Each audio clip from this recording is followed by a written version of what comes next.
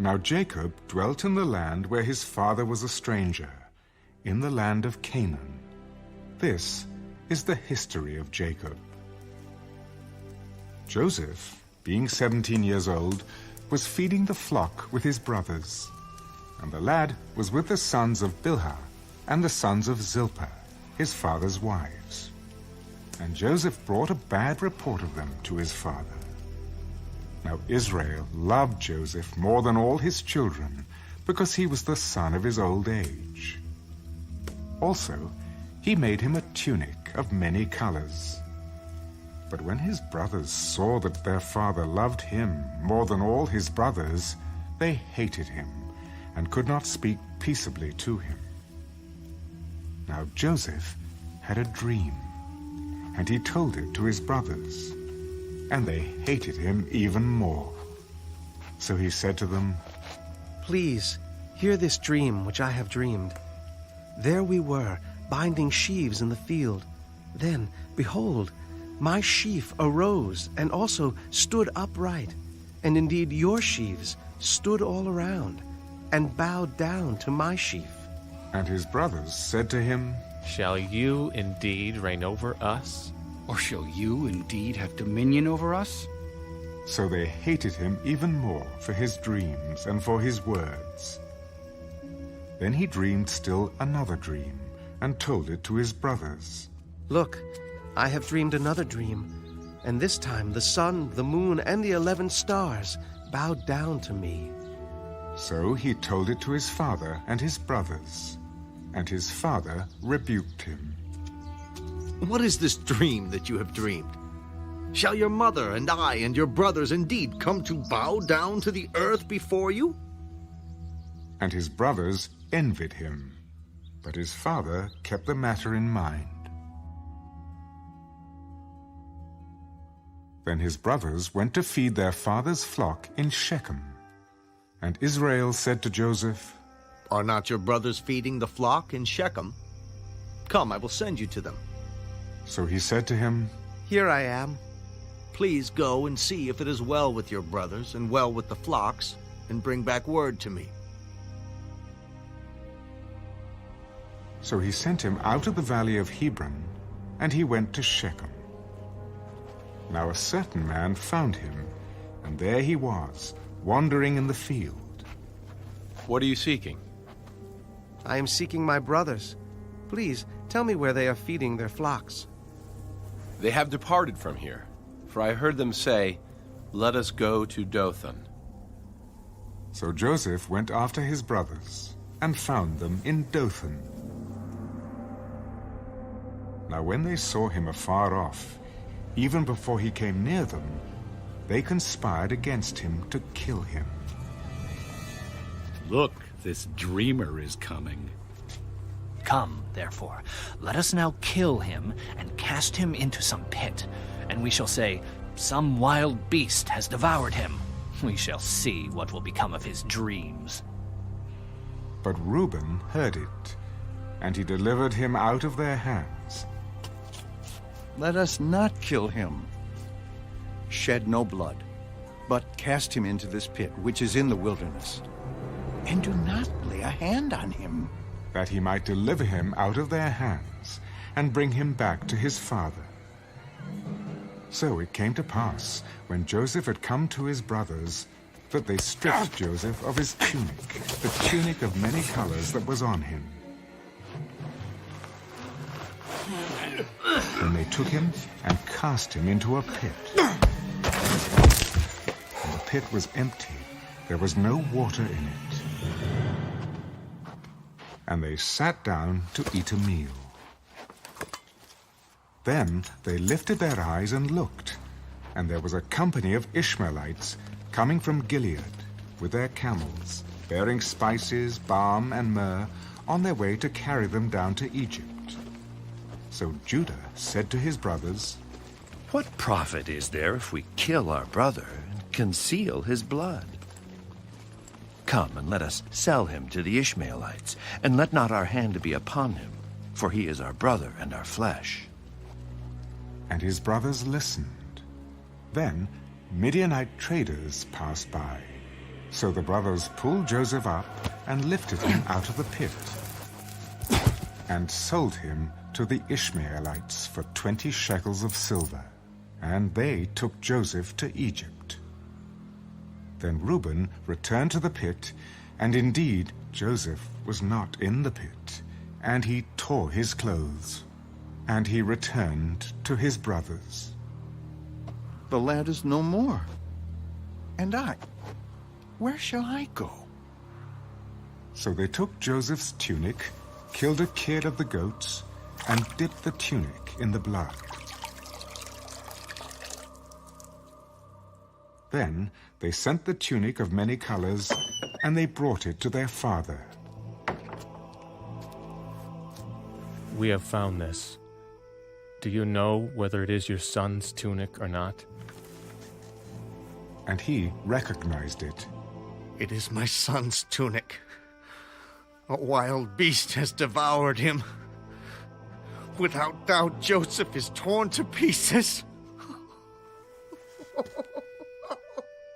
Then Jacob tore his clothes, put sackcloth on his waist, and mourned for his son many days. And all his sons and all his daughters arose to comfort him, but he refused to be comforted. For I shall go down into the grave to my son in mourning. Thus his father wept for him.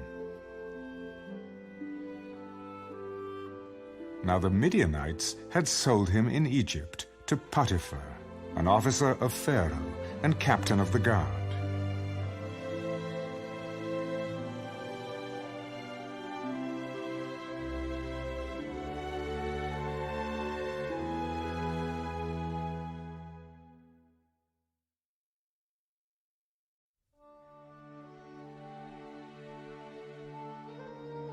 Now Joseph had been taken down to Egypt, and Potiphar, an officer of Pharaoh, captain of the guard, an Egyptian, bought him from the Ishmaelites who had taken him down there. The Lord was with Joseph, and he was a successful man, and he was in the house of his master, the Egyptian.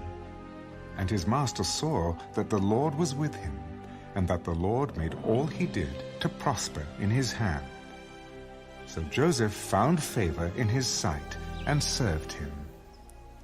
Then he made him overseer of his house, and all that he had he put under his authority. So it was, from the time that he made him an overseer of his house and all that he had, that the Lord blessed the Egyptian's house for Joseph's sake. And the blessing of the Lord was on all that he had in the house and in the field. Thus he left all that he had in Joseph's hand, and he did not know what he had except for the bread which he ate. Now Joseph was handsome in form and appearance. And it came to pass after these things that his master's wife cast longing eyes on Joseph. Lie with me. But he refused. Look, my master does not know what is with me in the house, and he has committed all that he has to my hand. There is no one greater in this house than I, nor has he kept back anything from me. But you, because you are his wife. How then can I do this great wickedness and sin against God? So it was, as she spoke to Joseph day by day, that he did not heed her, to lie with her or to be with her. But it happened about this time, when Joseph went into the house to do his work, and none of the men of the house was inside, that she caught him by his garment. Lie with me. But he left his garment in her hand, and fled and ran outside. And so it was, when she saw that he had left his garment in her hand and fled outside, that she called to the men of her house and spoke to them. See, he has brought into us a Hebrew to mock us. He came in to me to lie with me, and I cried out with a loud voice.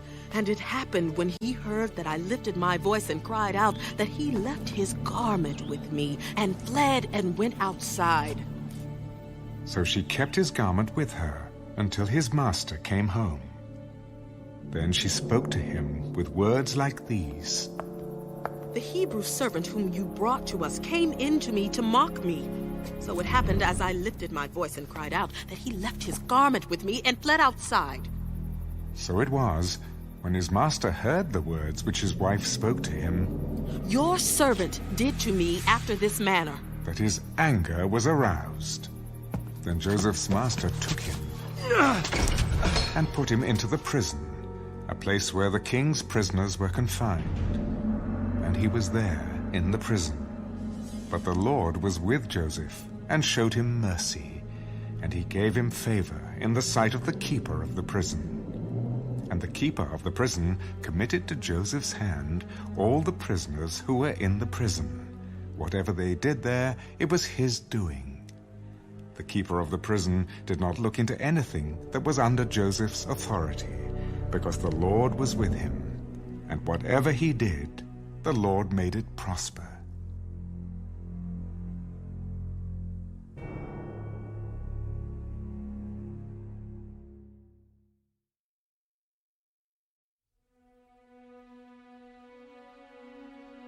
It came to pass after these things that the butler and the baker of the king of Egypt offended their lord, the king of Egypt.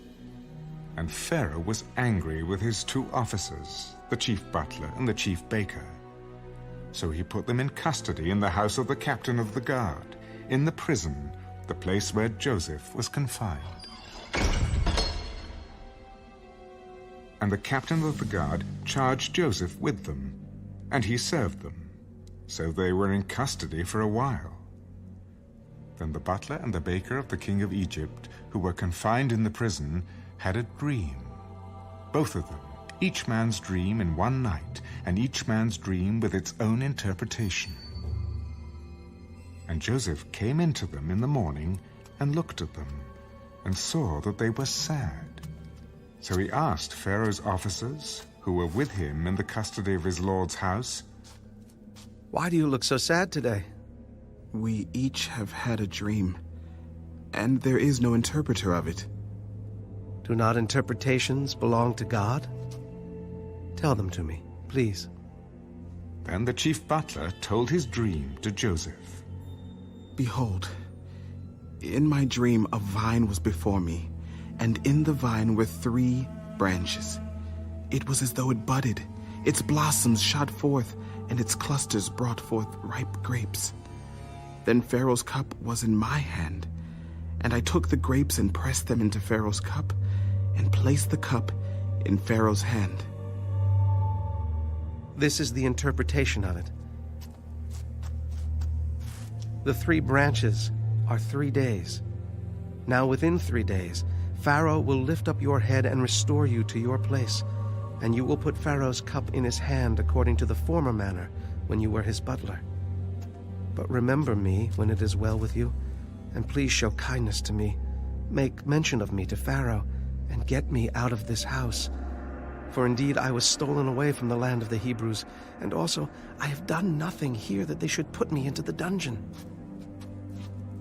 When the chief baker saw that the interpretation was good, he said to Joseph, I also was in my dream, and there were 3 white baskets on my head. In the uppermost basket were all kinds of baked goods for Pharaoh, and the birds ate them out of the basket on my head. This is the interpretation of it. The 3 baskets are 3 days. Within 3 days, Pharaoh will lift off your head from you and hang you on a tree, and the birds will eat your flesh from you. Now it came to pass on the 3rd day, which was Pharaoh's birthday, that he made a feast for all his servants. And he lifted up the head of the chief butler and of the chief baker among his servants. Then he restored the chief butler to his butlership again, and he placed the cup in Pharaoh's hand.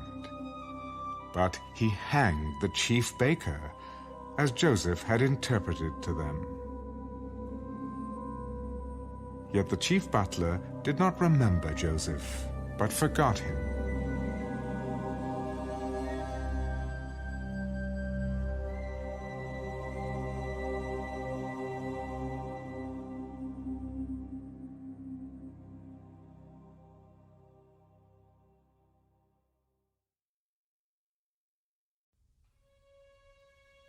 Then it came to pass, at the end of 2 full years, that Pharaoh had a dream.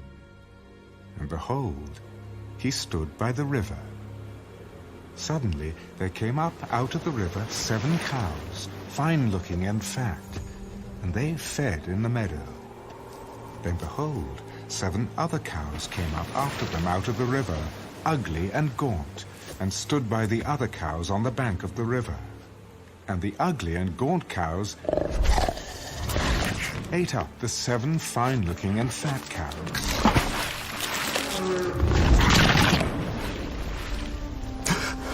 So Pharaoh awoke.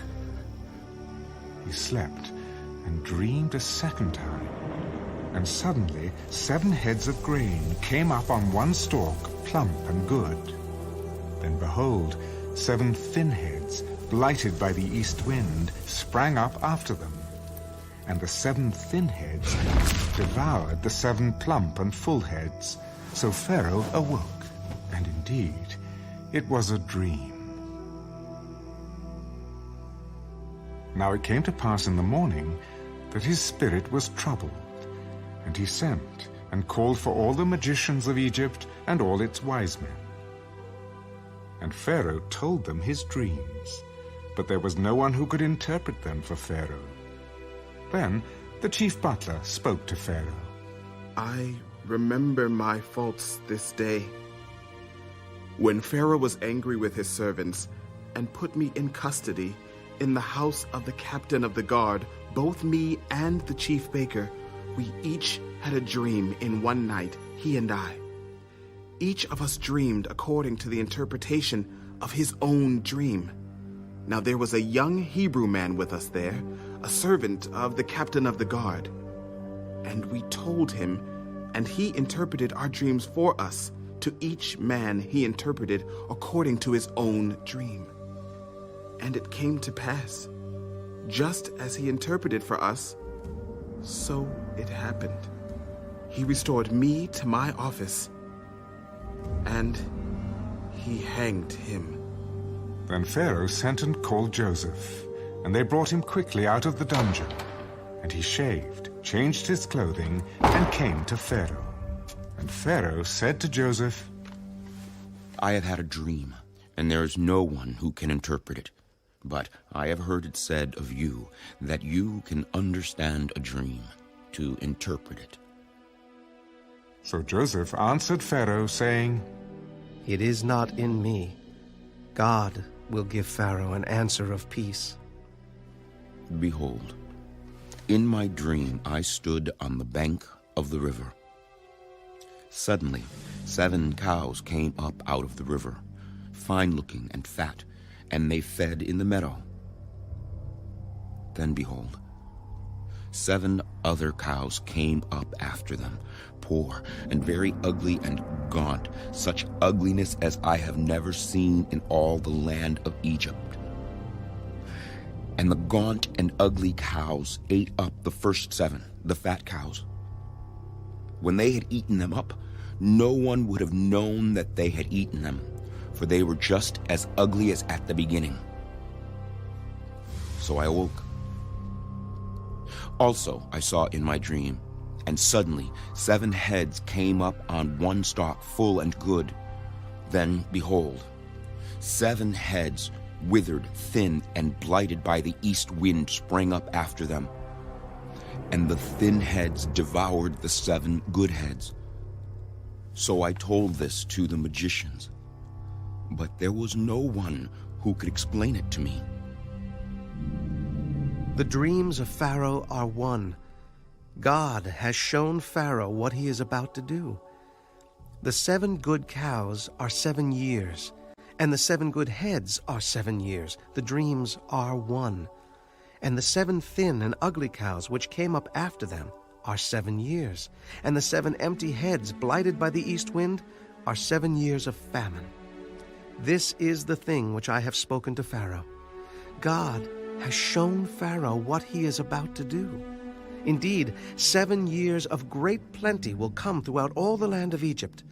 But after them, 7 years of famine will arise, and all the plenty will be forgotten in the land of Egypt, and the famine will deplete the land. So the plenty will not be known in the land because of the famine following, for it will be very severe. And the dream was repeated to Pharaoh twice, because the thing is established by God, and God will shortly bring it to pass. Now, therefore, let Pharaoh select a discerning and wise man, and set him over the land of Egypt. Let Pharaoh do this, and let him appoint officers over the land to collect 1/5 of the produce of the land of Egypt in the 7 plentiful years. And let them gather all the food of those good years that are coming, and store up grain under the authority of Pharaoh, and let them keep food in the cities. Then that food shall be as a reserve for the land for the 7 years of famine, which shall be in the land of Egypt, that the land may not perish during the famine. So the advice was good in the eyes of Pharaoh and in the eyes of all his servants. And Pharaoh said to his servants, Can we find such a one as this, a man in whom is the Spirit of God? Then Pharaoh said to Joseph, Inasmuch as God has shown you all this, there is no one as discerning and wise as you. You shall be over my house, and all my people shall be ruled according to your word. Only in regard to the throne will I be greater than you. See, I have set you over all the land of Egypt. Then Pharaoh took his signet ring off his hand and put it on Joseph's hand. And he clothed him in garments of fine linen and put a gold chain around his neck. And he had him ride in the 2nd chariot which he had. And they cried out before him, Bow the knee!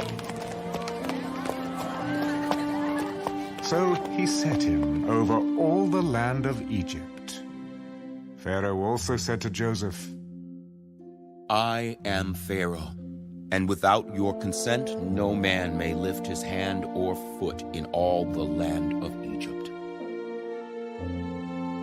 And Pharaoh called Joseph's name Zaphnath-Paaneah, and he gave him as a wife Asenath, the daughter of Potiphera, priest of On. So Joseph went out over all the land of Egypt. Joseph was 30 years old when he stood before Pharaoh, king of Egypt. And Joseph went out from the presence of Pharaoh and went throughout all the land of Egypt. Now, in the 7 plentiful years, the ground brought forth abundantly. So he gathered up all the food of the 7 years which were in the land of Egypt, and laid up the food in the cities. He laid up in every city the food of the fields which surrounded them. Joseph gathered very much grain, as the sand of the sea, until he stopped counting, for it was immeasurable. And to Joseph were born 2 sons before the years of famine came, whom Asenath, the daughter of Potiphera, priest of On, bore to him. Joseph called the name of the firstborn Manasseh. For God has made me forget all my toil and all my father's house. And the name of the second he called Ephraim. For God has caused me to be fruitful in the land of my affliction. Then the 7 years of plenty which were in the land of Egypt ended, and the 7 years of famine began to come, as Joseph had said. The famine was in all lands, but in all the land of Egypt there was bread. So when all the land of Egypt was famished, the people cried to Pharaoh for bread. Then Pharaoh said to all the Egyptians, Go to Joseph. Whatever he says to you, do. The famine was over all the face of the earth, and Joseph opened all the storehouses and sold to the Egyptians. and the famine became severe in the land of Egypt. So all countries came to Joseph in Egypt to buy grain, because the famine was severe in all lands.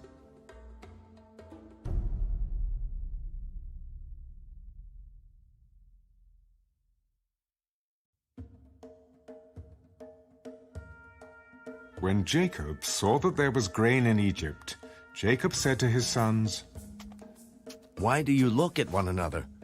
Indeed, I have heard that there is grain in Egypt.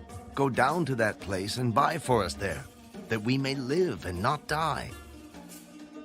So Joseph's 10 brothers went down to buy grain in Egypt. But Jacob did not send Joseph's brother, Benjamin, with his brothers, lest some calamity befall him. And the sons of Israel went to buy grain among those who journeyed, for the famine was in the land of Canaan. Now Joseph was governor over the land, and it was he who sold to all the people of the land. And Joseph's brothers came and bowed down before him, with their faces to the earth. Joseph saw his brothers and recognized them, but he acted as a stranger to them and spoke roughly to them. "Where do you come from?" "From the land of Canaan to buy food." So Joseph recognized his brothers, but they did not recognize him. Then Joseph remembered the dreams which he had dreamed about them. "You are spies. You have come to see the nakedness of the land." "No, my lord, but your servants have come to buy food." "We are all one man's sons. We are honest men. Your servants are not spies." "No, but you have come to see the nakedness of the land." "Your servants are 12 brothers, the sons of one man in the land of Canaan. And in fact, the youngest is with our father today, and one is no more." "It is as I spoke to you, saying you are spies. In this manner you shall be tested. By the life of Pharaoh, you shall not leave this place unless your youngest brother comes here. Send one of you, and let him bring your brother, and you shall be kept in prison, that your words may be tested to see whether there is any truth in you. Or else, by the life of Pharaoh, surely you are spies." So he put them all together in prison 3 days. Then Joseph said to them the 3rd day,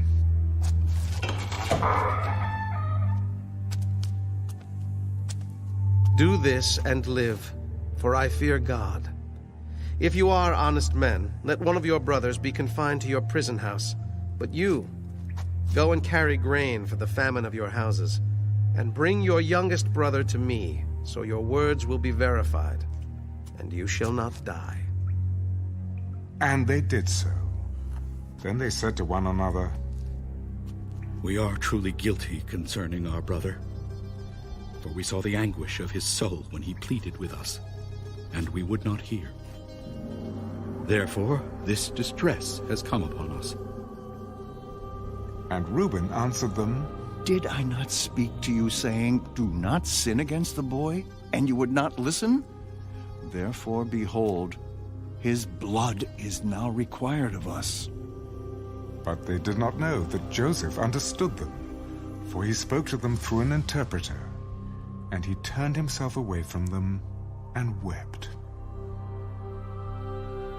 Then he returned to them again and talked with them.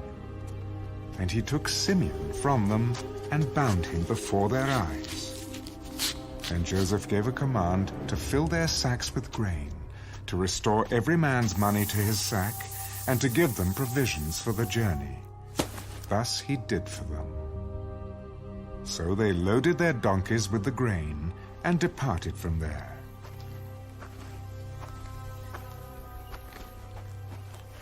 But as one of them opened his sack to give his donkey feed at the encampment, he saw his money, and there it was, in the mouth of his sack. "My money has been restored, and there it is, in my sack." Then their hearts failed them, and they were afraid, saying to one another, What is this that God has done to us?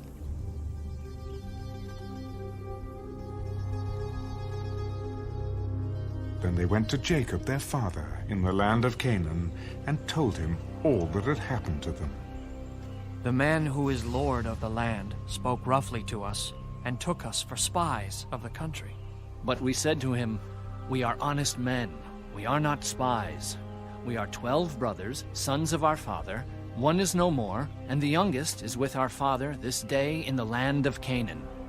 Then the man, the lord of the country, said to us, "By this I will know that you are honest men. Leave one of your brothers here with me. Take food for the famine of your households, and be gone. And bring your youngest brother to me, so I shall know that you are not spies, but that you are honest men. I will grant your brother to you, and you may trade in the land." Then it happened as they emptied their sacks that surprisingly each man's bundle of money was in his sack. And when they and their father saw the bundles of money, they were afraid. And Jacob their father said to them, "You have bereaved me. Joseph is no more, Simeon is no more, and you want to take Benjamin. All these things are against me." Then Reuben spoke to his father. Kill my 2 sons if I do not bring him back to you. Put him in my hands, and I will bring him back to you. "My son shall not go down with you, for his brother is dead, and he is left alone. If any calamity should befall him along the way in which you go, then you would bring down my gray hair with sorrow to the grave."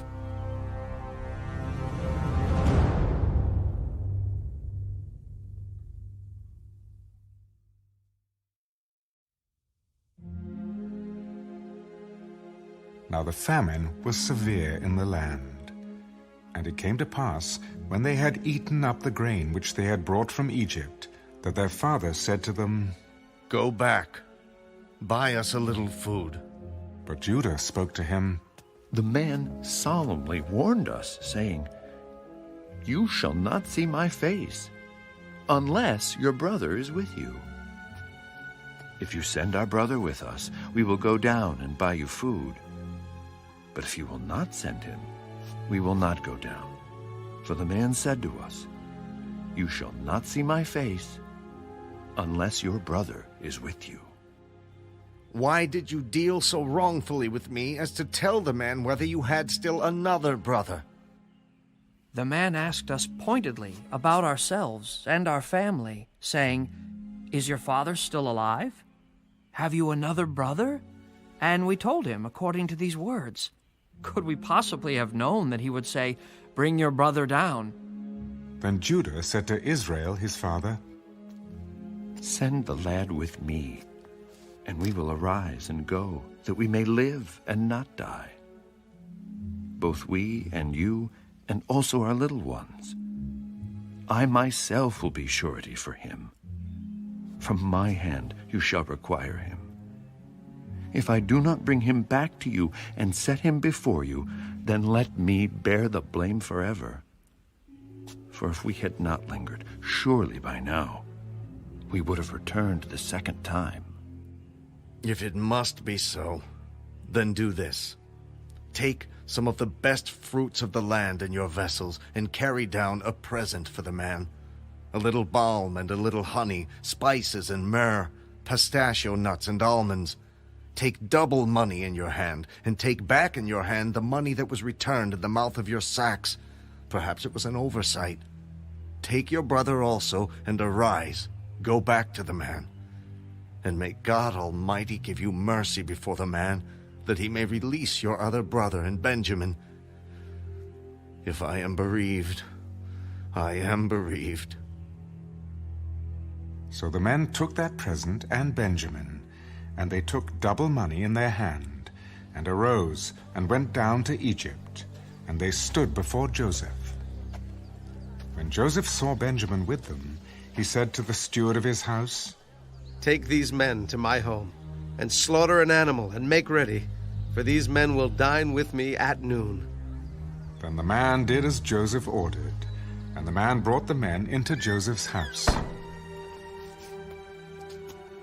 Now the men were afraid, because they were brought into Joseph's house.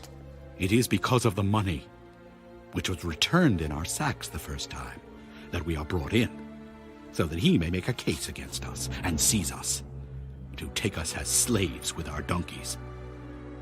When they drew near to the steward of Joseph's house, they talked with him at the door of the house.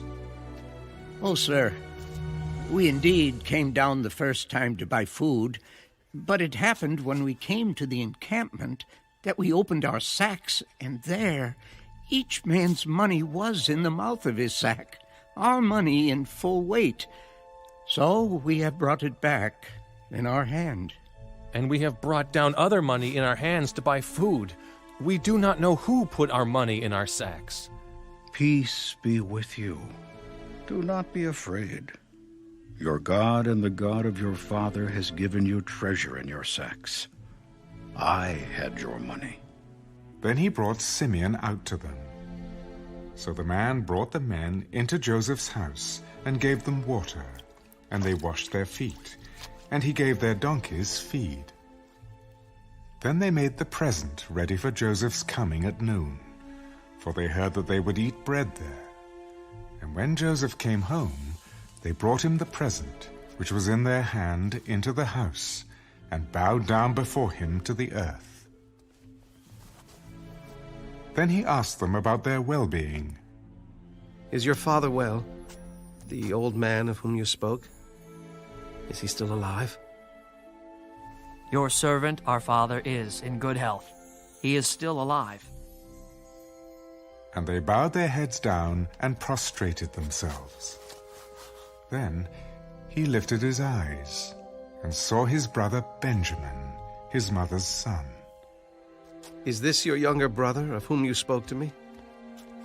God be gracious to you, my son." Now his heart yearned for his brother. So Joseph made haste and sought somewhere to weep. And he went into his chamber and wept there. Then he washed his face and came out, and he restrained himself. "Serve the bread." So they set him a place by himself, and them by themselves, and the Egyptians who ate with him by themselves, because the Egyptians could not eat food with the Hebrews, for that is an abomination to the Egyptians. And they sat before him, the firstborn according to his birthright, and the youngest according to his youth. And the men looked in astonishment at one another. Then he took servings to them from before him. But Benjamin's serving was 5 times as much as any of theirs. So they drank and were merry with him.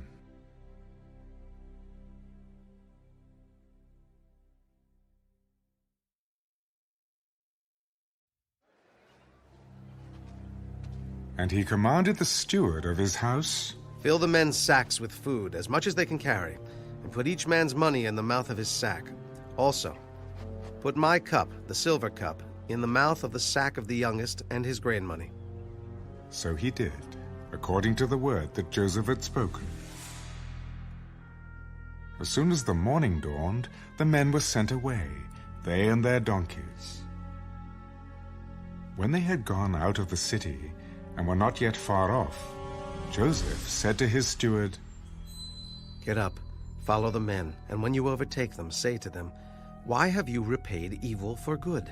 Is not this the one from which my lord drinks, and with which he indeed practices divination? You have done evil in so doing.'" So he overtook them, and he spoke to them these same words. And they said to him, Why does my lord say these words? Far be it from us that your servants should do such a thing. Look, we brought back to you from the land of Canaan the money which we found in the mouth of our sacks. How then could we steal silver or gold from your lord's house? With whomever of your servants it is found, let him die. And we also will be my lord's slaves. No, also let it be according to your words. He with whom it is found shall be my slave, and you shall be blameless. Then each man speedily let down his sack to the ground, and each opened his sack. So he searched. He began with the oldest and left off with the youngest. And the cup was found in Benjamin's sack. Then they tore their clothes, and each man loaded his donkey and returned to the city. So Judah and his brothers came to Joseph's house, and he was still there, and they fell before him on the ground. And Joseph said to them, "What deed is this you have done? Did you not know that such a man as I can certainly practice divination?" Then Judah said, "What shall we say to my lord? What shall we speak, or how shall we clear ourselves? God has found out the iniquity of your servants. Here we are, my lord's slaves, both we and he also with whom the cup was found." Far be it from me that I should do so. The man in whose hand the cup was found, he shall be my slave.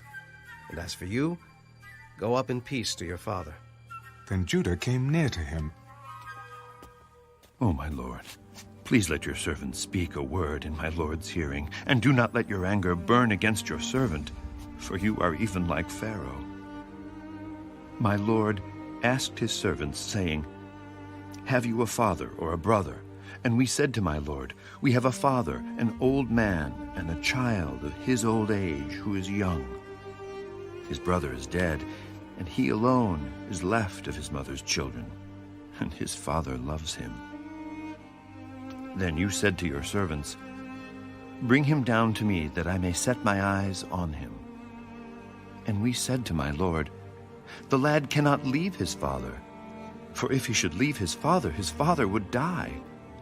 But you said to your servants, "Unless your youngest brother comes down with you, you shall see my face no more." So it was, when we went up to your servant my father, that we told him the words of my lord. And our father said, "Go back and buy us a little food." But we said, "We cannot go down. If our youngest brother is with us, then we will go down.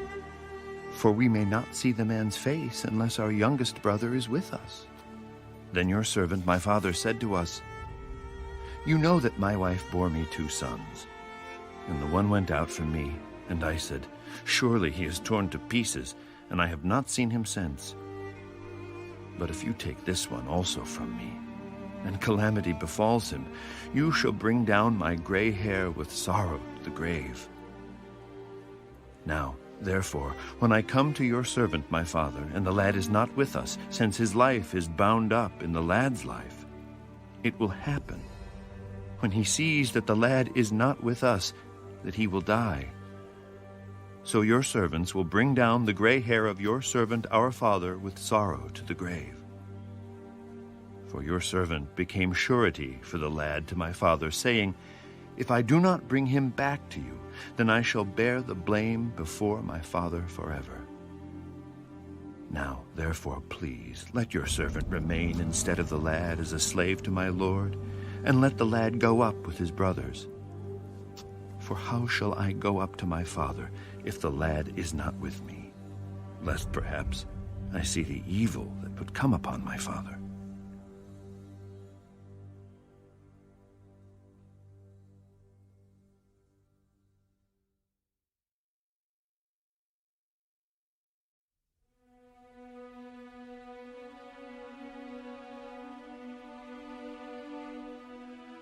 Then Joseph could not restrain himself before all those who stood by him. "Make everyone go out from me." So no one stood with him while Joseph made himself known to his brothers.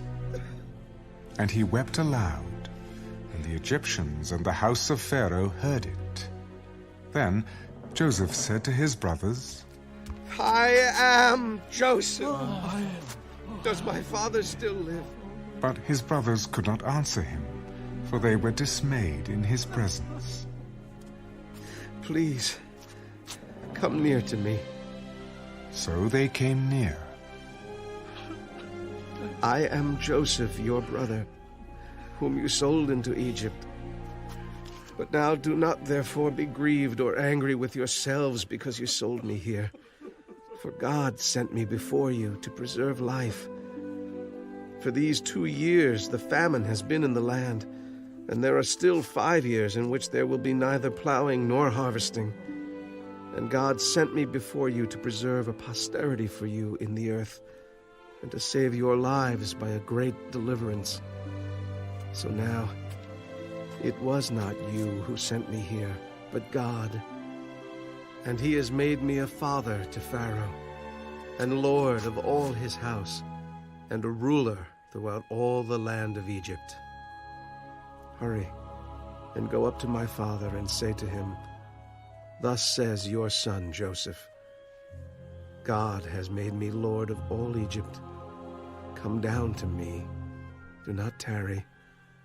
You shall dwell in the land of Goshen, and you shall be near to me, you and your children, your children's children, your flocks and your herds, and all that you have. There I will provide for you, lest you and your household and all that you have come to poverty, for there are still 5 years of famine. And behold, your eyes and the eyes of my brother Benjamin see that it is my mouth that speaks to you. So you shall tell my father of all my glory in Egypt, and of all that you have seen. And you shall hurry and bring my father down here.' Then he fell on his brother Benjamin's neck and wept, and Benjamin wept on his neck. Moreover, he kissed all his brothers and wept over them. And after that, his brothers talked with him. Now, the report of it was heard in Pharaoh's house. Joseph's brothers have come. So it pleased Pharaoh and his servants well. And Pharaoh said to Joseph, "Say to your brothers, do this. Load your animals and depart. Go to the land of Canaan. Bring your father and your households and come to me. I will give you the best of the land of Egypt, and you will eat the fat of the land. Now you are commanded, do this. Take carts out of the land of Egypt for your little ones and your wives. Bring your father and come. Also, do not be concerned about your goods, for the best of all the land of Egypt is yours." Then the sons of Israel did so, and Joseph gave them carts according to the command of Pharaoh, and he gave them provisions for the journey. He gave to all of them, to each man, changes of garments.